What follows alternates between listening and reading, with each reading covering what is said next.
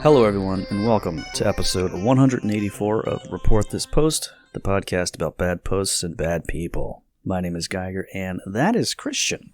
I would be ungrateful if I didn't stand today and bear my testimony. And we're your hosts with the posts. Every week, Christian, myself, or a listener select a different topic, and then find horrible posts for your listening pleasure. This week's topic, as chosen by a listener named Finn, is the Mormons. That's correct. Yes. What's a Mormon exactly? I am so glad you asked. From our friends over at Simple English Wikipedia, they rebranded. Mormonism is a Christian restorationist religious movement that was founded by Joseph Smith. For many years, members of the church were known as Mormons by those who were not members. The name Mormons is simply no longer a name for them. Statement. Oh. They are now called members of the Church of Jesus Christ of Latter-day Saints. Their religious movement is called the Church of Jesus Christ of Latter-day Saints. Wow. Its teachings are similar to many Christian churches, and they consider themselves to be Christian, although some non-members do not consider them to be Christian. A 2007 survey showed that 31% of the people polled do not agree that Mormons are Christians. All right. Mormons have beliefs that are different from the beliefs of mainstream Christian churches. Considers itself a restoration church. That means that members of the church believe that it is the original Christian church started by Jesus Christ and restored by Joseph Smith Jr. in 1830. Cool.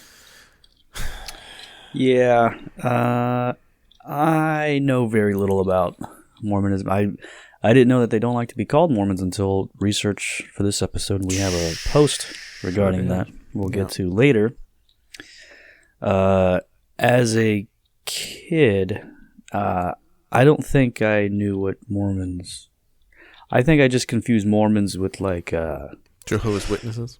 Yes, and Scientologists. All of them just the same thing. Yeah, I mean, yeah. And I probably thought the Church of Latter-day Saints was an entirely different thing, too. I remember there being a lot of commercials about the Church of Latter-day Saints when we were kids. Like a lot of things where you could join, like they were like having people join the church and like go be missionaries. And I remember a lot of commercials for that in the mid-90s, which seems really crazy to me now that there would be like a TV commercial about joining bizarre religion. Yeah. Yes, I recall. I don't know. I guess it wasn't as big down here in Florida. No, I think it's more of a Midwest. Definitely over there in the Utah, Idaho, that Midwest area for sure is hot with this stuff. Hot and heavy. Crazy weirdos over there. You go further west, and you got the damn Californians, and who's crazier than those guys, right? The Californians, I believe. Oh, folks, just lost all of our two California listeners. That is some hot political commentary that I get from reading Facebook messages written by crazy racist people and watching Bill Maher. Now, how about Bill Mormon? Sure. Yeah. Or if we joined a religion based off Bill Maher, it would be the Mormons. Think we could do that? Yep. Sure. Yep. Why did now Finn is the gentleman who chose this episode topic. Can you tell us why he chose this topic? Sure. He wrote in, he says, at one point, Geiger pitched the idea of doing a combined Mormonism and Hot Wings episode. I think that would be cool. Failing that, just Mormonism will be sufficient. What in the hell was I talking about with that? I know. Couldn't even imagine what that is in reference to or anything. Nope. I like hot wings. Nope. But I don't like Mormonism. any number of episodes. Hell, could have been on last week's episode. I have no idea what that's about. Could have been. Yeah, I really couldn't even imagine. There should be a Wings episode. I'd be fine with that. I'd be very excited. Now, would we also include the NBC sitcom as well? No. What we would do is essentially just entirely rip off the hot ones. Hot ones. Just do that entirely. You know what? But we're reading. It's actually eat a very hot wing before reading a post. Spitting, making the worst noises. That's what you'd love to hear right into it, Mike. It's funny you mentioned that, though, because I did see that there's a podcast out called Cold Ones, where it's literally two guys just drinking and having a discussion and getting drunk. And it was like, oh, and it's like this same. They call that a podcast. That's just what that is. Great. Speaking of, yeah, we're actually doing a podcast right now. So, why don't we go ahead and read some posts regarding Mormons, if we got them? Boy, howdy do we. Starting off here, a young man on Reddit went to the subreddit r/atheism to post, "I'm an atheist with a Mormon girlfriend. I'm being baptized next week. I have been going to the church for over 2 months now. I don't believe in any of it, but I love my girlfriend very much, and she's a devout Mormon who wants the Latter-day Saints to be part of our lives. I've had missionaries visit me multiple times and have even gone to the bishop's house. They are all very kind people, but the level of faith and ignorance astounds me. They think I'm a firm believer because I pretend to agree with them and feed into their BS. They offered to baptize me next week, and I tentatively agreed. However, I'm beginning to have second thoughts. My girlfriend knows that I don't believe in it, but hopes that I'll fake it until I make it. I don't think being baptized is going to change anything for me. We've been together for 5 months. She doesn't do anything overtly religious, except not drink alcohol or coffee. I didn't even find out she was a Mormon until 2 months into our relationship." Yellow number 5 replied, "I've done far more debasing things for slimmer prospects of getting laid." So. What, getting baptized? Yeah. Yeah. Well, when you're an atheist, though, if you're getting baptized, that's like a freaking vampire eating a whole clove of garlic, right? Hell yeah. You're really... Yeah. I feel like as an atheist myself, or more just don't care, the worst part of the baptism would just be getting wet. Otherwise, I wouldn't really care. Who cares? It's just whatever. Whatever, too. You're just going under the water, and then that's it. And then there's something happens. You hear the Christ or something? I don't know. Mm-hmm. It's odd that 2 months into the relationship didn't even know. It's just, okay. Oh, you're Mormon. Yeah. And then suddenly it's like, by the way, I need you to get baptized. If this is ever going to work, if our 5-month relationship is ever going to turn into something more, really going to need you to join the Church of Jesus Christ of Latter-day Saints for me. Yes. Thank you. And get uncircumcised. I don't know. I think I have no idea. I'm sure. I think they do that. Yeah, because it's clean. And they're crazy people. That's the main reason. Because they have to be insane to do something so barbaric. I agree. And hey, speaking of atheism, this is also from the subreddit r/atheism. Is there anything I can do if Mormons ignore my no soliciting sign? I just had a pair of Mormons come by again. At this point, I have 2 signs, one at the end of my driveway, one above the doorbell.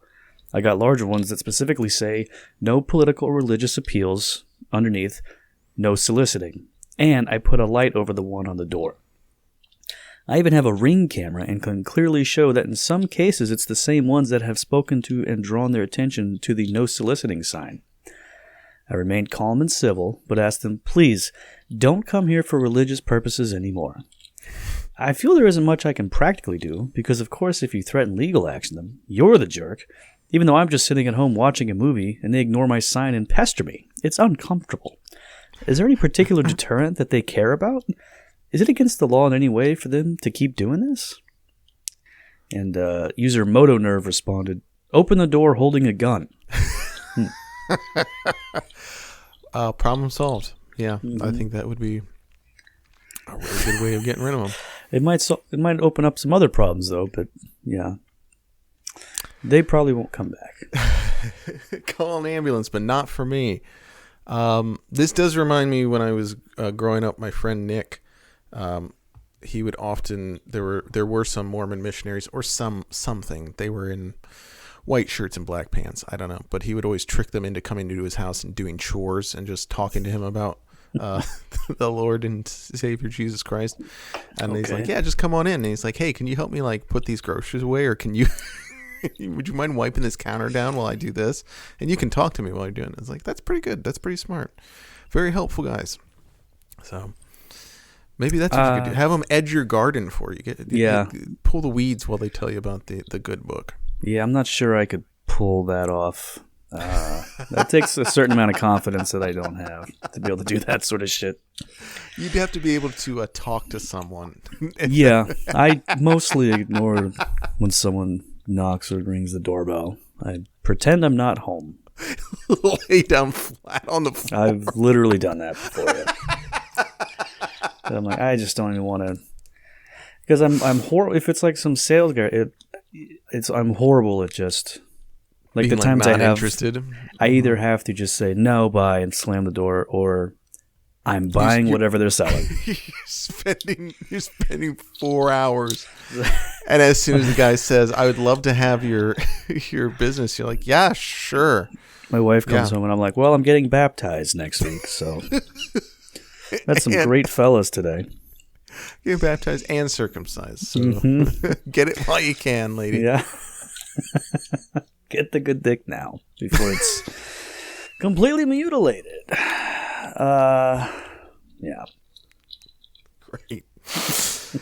Hey, I found this one over on a Tumblr that's called Twilight Sapphics, which is just a horrible, horrible name. One of the worst names possible, yeah. Mormon teaching is that the indigenous peoples of the world, and potentially all non-white people, are the descendants of Cain, marked for hell by birth. The church teaches that the only way to redeem indigenous peoples is by colonizing them in their land, converting them to be second-class members of the church, and then committing genocide by diluting their bloodlines by intermarrying them with white people. In the Twilight books, Edward and Bella are supposed to represent the perfect Mormon couple. They don't have sex before marriage, and when Bella gets pregnant, she refuses to abort her baby, even though having the child will literally kill her. Twilight is fundamentally white supremacist and pro-genocide because Mormonism is fundamentally white supremacist and genocidal. This post got over 88,000 notes on it, and the author of the blog came back a short time later to make this announcement. I wanted to say that I'm taking a break from this blog for a bit due to my mental health. Yes. It must be hard to think this book series for dumb women is both white supremacist and pro-genocide, and yet you also run a blog dedicated to it and based on how much you love it, I would presume. Kind of a strange dichotomy there where you're pointing out the flaws and then also saying how bad you want to suck off Edward Cullen. So, yeah, but I guess that's just how it works in this part of the world. Like, you'll have it's true. The Harry Potter fans be like, J.K. Rowling wants to murder every trans person on the planet, and I'm going to Harry Potter World Universal Studios for the 7th time this year. But I will be wearing a trans flag pin on my right next on my to Slytherin backpack. That's right. Right next to my Hogwarts house pin. Yep. So I'm sticking it to her. By giving her money. Yeah, giving her even more money. She needs it. Maybe a little bit more will help her out. She's a queen, and she's a official mascot of the podcast. We're big fans of her work, specifically her opinions. Actually, Harry Potter, not a fan. Everything else, though, great. Love what she has to say. Yeah, so I found a couple of recent things about or not recent, just when looking up this episode, the Mormons, there's some interesting stuff, which I guess is how it works regarding race if a religion was founded at the height of slavery. You're gonna have some very interesting opinions formed around that time. For sure. But we'll get back to the posts in just a second here, folks. But first, this episode of Report This Post is brought to you by Manscaped, the best in men's below-the-waist grooming. Manscaped offers precision-engineered tools for your family jewels. And hey, good news, Manscaped recently launched the Ultimate Men's Hygiene Bundle, the Performance Package. Join over 4 million men worldwide who trust Manscaped with this exclusive offer for you. 20% off and free worldwide shipping by using promo code REPORT at manscaped.com. Christian, yes, you and I both got some good stuff from these folks. We're using them every single day. How's it working out for you? Oh, yeah, I've been using that nose hair trimmer quite a bit. Because that shit just keeps on growing and growing. Never stops, but the beautiful Weed Whacker ear and nose hair trimmer just really helps out. Keeping it in check. So, the other stuff that they sent over to us to keep us clean and nice looking in their performance package includes the Lawnmower 4.0 trimmer, the aforementioned Weed Whacker ear and nose hair trimmer, Crop Preserver ball deodorant, Crop Reviver toner, also for your balls, performance boxer briefs, and a handy travel bag. Very nice, yeah. I'm wearing the boxer briefs as we discuss. I'm not a boxer brief guy. Did they ask for a size for those? They did. And a lady never tells what the size was. just but curious. I'll just say they're snug on me. But that's probably due to someone else's error.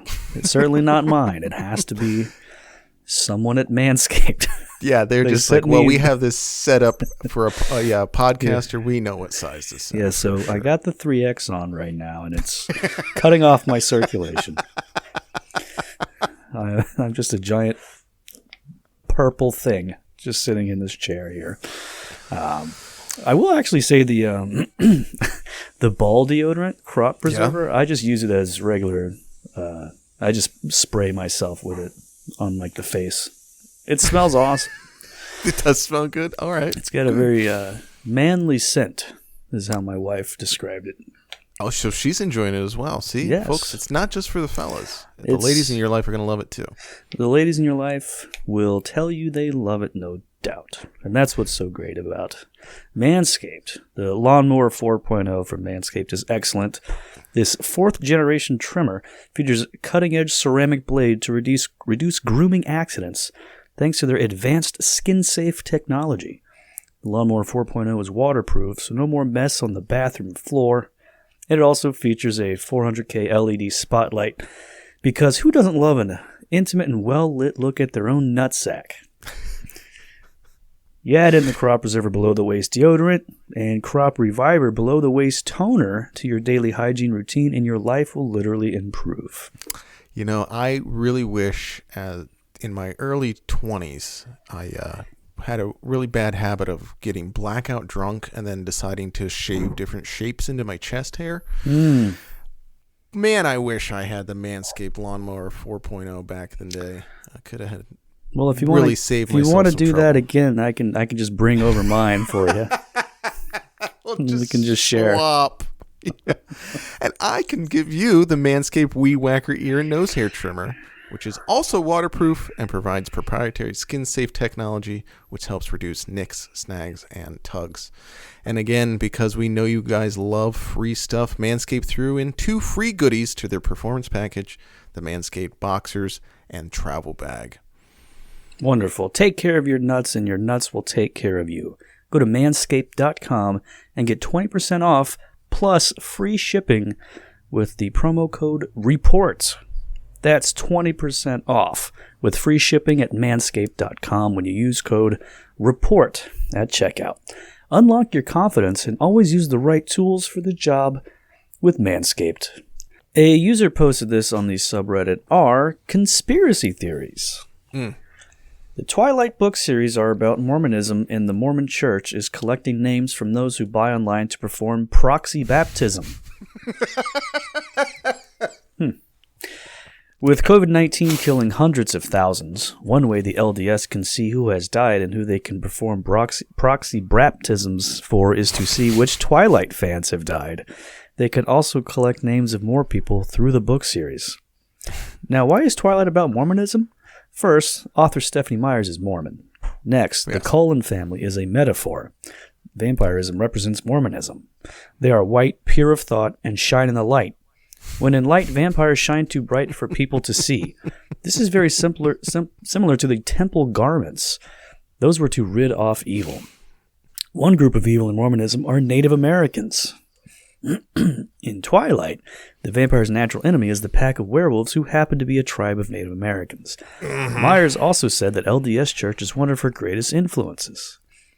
This new Twilight book by Stephanie Myers was announced during the pandemic, a perfect way to attract more people to order books online for the church to collect people's names. So the conspiracy is that everyone who orders a Twilight series book online has their names stored in documents. When you die, you'll be proxy baptized by a child of the LDS Church.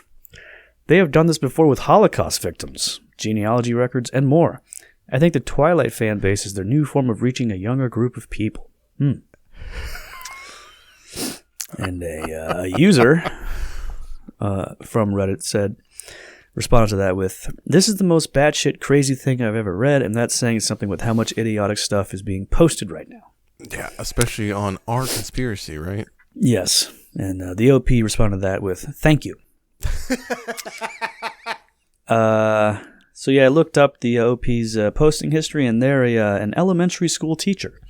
Nice, cool. So, you gotta, these Mormons really have it figured out by latching on to the incredibly active and young Twilight fan base that's going on here in the year 2022. Yeah. Yep, gonna get in on the ground floor of that one with this new Twilight book. Let me tell you. I'm going to guess that someone that thinks that's kids these days are like the same guys who watched the Super Bowl halftime show and was like, you call this music nowadays? No, we called it music 30 years ago. Yeah. Oh, you know what book they're talking about? They're talking about on that damn Midnight Sun, the Twilight from Edward's perspective, which I believe we talked about on our Twilight episode. That's right. We did the Twilight episode. A year and a half ago now? Boy. No way. Time flies when you're having I feel like it was, I would honestly guess 3 months ago. No, sir. Okay, let's look it up here. Jesus. Yeah, it was last April. God damn. Cool. Very cool. Makes me this feel great. This next post is not about April. It's about February, actually. This is from the Washington Post. 5 panelists kicked off Black History Month by leading a discussion on their experiences as people of color and immigrants at Brigham Young University. As they discussed their lives at the school, audience members anonymously submitted questions for the moderator to ask at the end of the event. The moderator and people in the audience could read the submissions on a screen as they were posted, but the panelists on stage could not see them. As the offensive statements filled the page on Thursday, some in the audience laughed. Among the questions, why don't we have any white people on stage? What is the percentage of African Americans on food stamps? Why do African Americans hate the police? If they would obey the law and do what they say, we wouldn't have this problem. Well. How is it to be black? I don't see color. Why don't we have a White History Month? Brigham Young officials said they could not discipline anyone because the school could not identify who had submitted the offensive questions. I mean, are they offensive or are they... Are they thought-provoking? Sometimes you got to say some transgressive things to get society progressing in the right way, We do live in a society, do we not? When you say something and you get in trouble for it, maybe what you're saying was right. Why would they ban you for saying something wrong when they usually do it for saying something right? The Waco defense is what you're saying. Okay, sure. Yep. Yeah, better than the Woco defense with all these freaks out here. Or the Wacko Jacko defense, huh? I don't ever want to have to defend against that, actually. Hey, speaking of BYU, this is another article about that school. Mm-hmm. A feminist student at BYU is attacking the principles of sexual purity advocated by the Mormon institution and accusing the university of slut-shaming students who are sexually active. The truth is, I'm not a virgin, Kelly Byers said. I'm a sexual woman and a proud feminist, and I don't feel bad about it. But it's hard to admit that because women at BYU who aren't virgins are treated as inferiors, and that's not fair. Talk about this could get me in trouble, but I wanted to start a discussion about changing an honor code that hurts women, Byers said. BYU needs to know that it's okay for women to be sexual, and it's not okay to punish them for it. I care enough about this school to want to push for change. I'd rather be judged and scrutinized than silenced and shamed. Byers claims she would be considered a slut by Mormon standards, and that the Young Mormon Feminist Group, a group that is not endorsed by the church or BYU, helped her, quote, reclaim her sexuality. However, the group disputes Byers' claims. They said, this sensationalized story misrepresents the character and mission of YMF, and in doing so harms our work. Byers' push for more feminist ideals at BYU is not shared by students, who believe she shouldn't have attended a religious university if she didn't want religious ideas pushed upon her. Sure. Quote, a large problem with what is going on with the feminist movement is that they are trying to push political pressure on the church, and that's not going to work. Mackenzie Beckstead, a sophomore at BYU and member of the College Republicans, told Campus Reform. Byers should probably move on elsewhere if she is not comfortable here. Pretty good. I gotta say, very funny article, because it seems no one likes this girl. Even the group she's a part, like everyone's like, look, just get out. You probably shouldn't be here. Like, you're not going to change Mormonism. You're not going to be able to do that. So even the feminist group at it's like, BYU you're is too like, much whoa. for us. Yeah. Whoa. I'm looking at her LinkedIn right now, of all things. She was a marketing director for PETA for almost 3 years. So I can assume that her personality probably worked really well in that place. Yeah. And it looks like she actually did not. She left Brigham Young University and ended up going to Utah Valley University instead to get her. So good on her. Community activities. College. Yeah. LGBTQ Club Secular Student Alliance. Mm-hmm.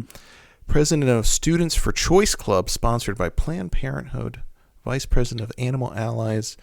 Public Relations Chair for LGBTQ Student Services. So just somebody that likes to have a lot of opinions about a lot of different stuff. And hey, folks, she's currently seeking new opportunities. She's based out of Utah, Salt Lake City, in fact. So why don't you go ahead and throw her a bone, get her a job, huh? Yeah, why not, right? As long as hey, we've been looking for a producer. What's that? Have we? Is that so? No, not some. Only if they're a virgin. Our producer has to be a virgin. I think she got married since that article went out too. She's got a hyphenated name. Ugh. Off the table. She's wrecked. What that shit's a wrecked, bitch. What an absolute cunt. Great. All right, we're going to stop right here because we're going to finish the rest of this episode over on patreon.com/reportthispost.